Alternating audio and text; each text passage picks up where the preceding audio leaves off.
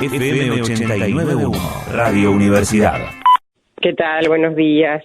Yo creo que más que hablar de la toma de vivienda, lo que tenemos que hablar es del déficit habitacional que existe. Creo que tenemos que ver el déficit habitacional que tenemos justamente en estos momentos, además donde estamos diciendo quédate en casa, es más factible si tenés casa y además es más factible si esa vivienda que tenés es lo suficientemente confortable para la cantidad de personas que tenés viviendo en esa casa.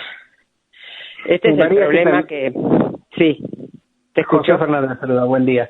Yo lo que decía hace un ratito nada más es, digo, acá calculo que a nadie le gusta estar chupando frío con los chiquitos ahí sentados, tirados y demás. Y esta toma de terreno... Es absolutamente inhóspito, es violenta la situación. Tenemos que ver que nadie lo hace por placer, eso que decís, César, es real. Claro, pero por otro lado también digo, bueno, también el dueño de un terreno tiene que tener la garantía de que yo tengo un terreno, lo compro, lo tengo, nadie se me va a meter porque el Estado me lo tiene que garantizar. Acá el problema de fondo es que el Estado en general nunca le ha dado la chance a toda esa gente que está ahí por necesidad de poder comprarse un lugar, ¿no? Entonces digo, ¿cómo hacer para que eso pase? Le dio chance a quien tiene un macizo grande de terreno, que quizás lo heredó, que lo compró en algún momento como una política de ahorro, no se le está dando la chance de poder generar loteos, claro, y poder entonces venderlo, que quizás es un poco a veces en algunos lugares la expectativa. Hay familias que fueron familias que estaban abocadas a lo que es la agricultura familiar y que hoy sus herederos no están continuando con ese rubro y sin embargo tienen terrenos grandes, macizos grandes que tienen que ser nuevamente zonificados. Para eso se necesita la intervención del Consejo Deliberante, del municipio. Tiene que haber concurrencia de agrimensores, eso es muy costoso, muy caro, no lo puede hacer una familia sola, independiente. Y después tenemos otros que tienen terrenos con una especulación, pensando que en ese lugar en algún momento va a pasar alguna autopista y entonces lo conserva para después generar un country, algún otro tipo de emprendimiento inmobiliario. Nosotros venimos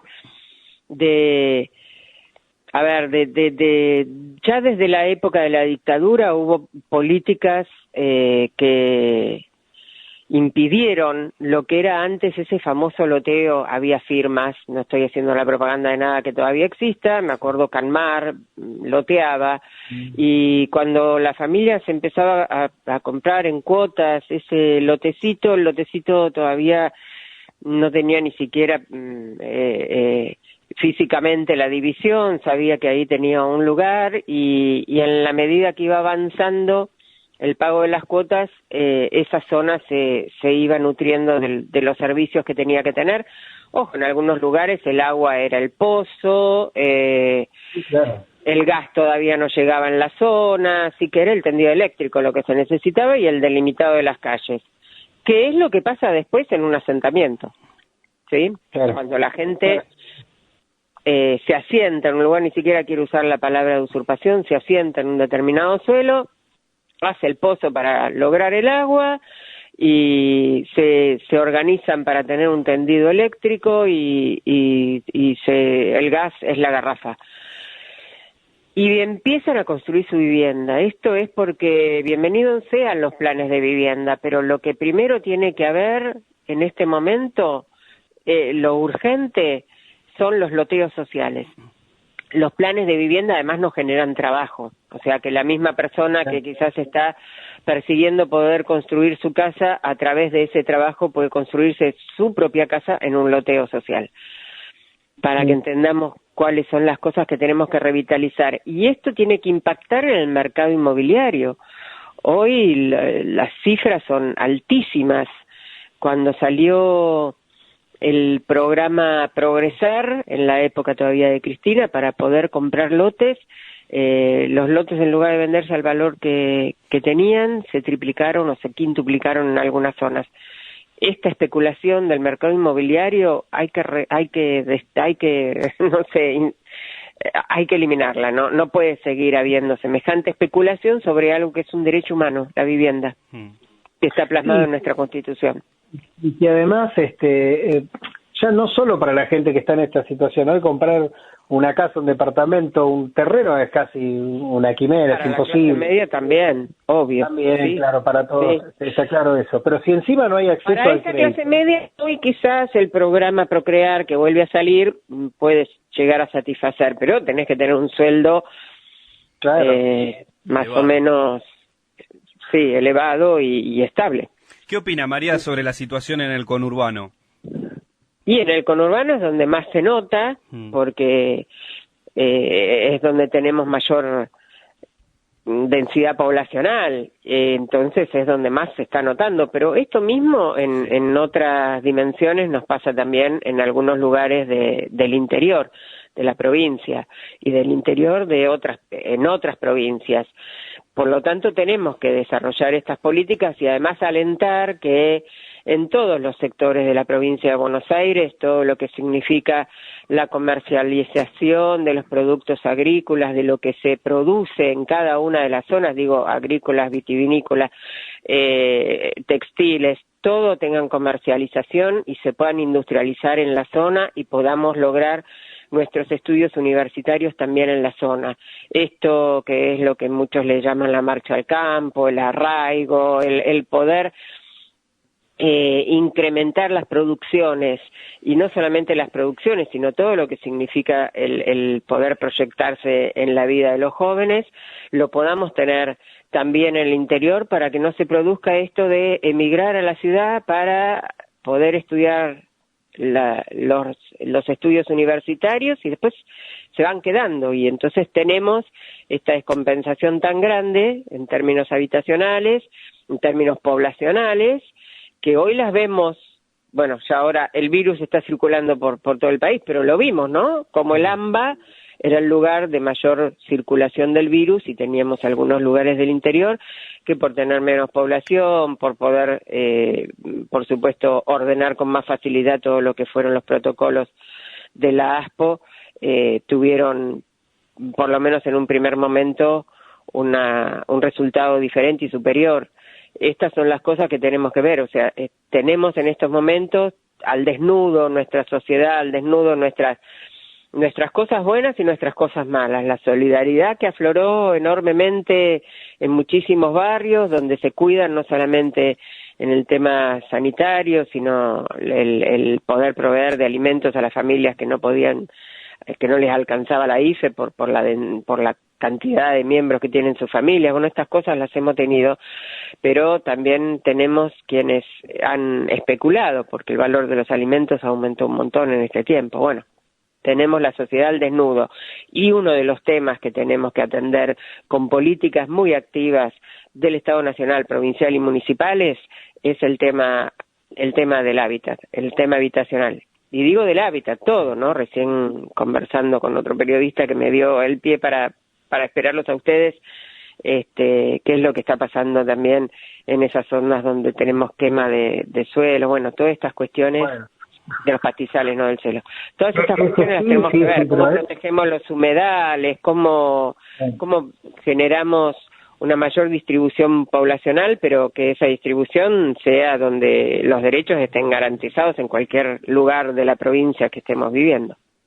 Sí, y quien sea el responsable también pague, ¿no? Porque me parece que ahí también se vive con distinta vara, ¿no? Cómo se queman los pastizales. Sí, absolutamente. Ahí no nos quejamos tanto, ¿viste? No, ahí no se protegemos esos apellidos, que son apellidos ilustres, apellidos que si me pongo a hacer historia, usurparon las tierras a los pueblos originarios. O sea que vivimos en un país que su genética es de usurpación. Entonces no nos escandalicemos tanto. Cuando hay un derecho que no se está garantizando y las resoluciones terminan siendo a veces así, de una manera que es legítima, tenemos que lograr la legalidad. Y para eso tiene que intervenir el Estado.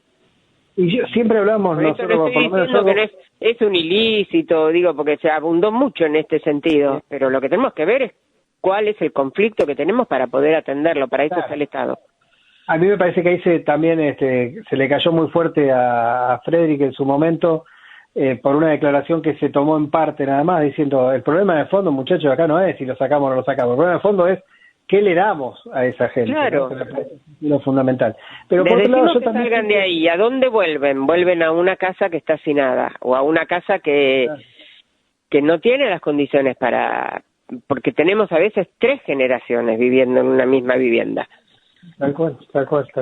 Yo siempre hablo de la política demográfica y a largo plazo, es un sueño que tengo yo nomás.